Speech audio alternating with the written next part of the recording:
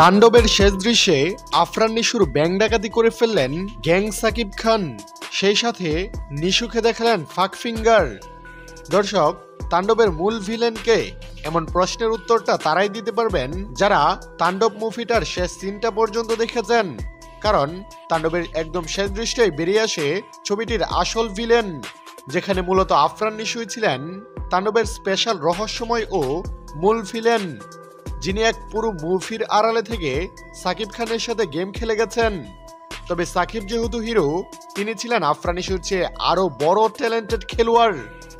তাণ্ডবের শেষ দৃশ্যে দেখা যায় আফরান নিশু যে ব্যাংক ডাকাতি করেছিলেন সেটার পুরো টাকা মেরে দিয়েছেন সাকিব খান, আর তাতে খেপে যান আফরান নিশু।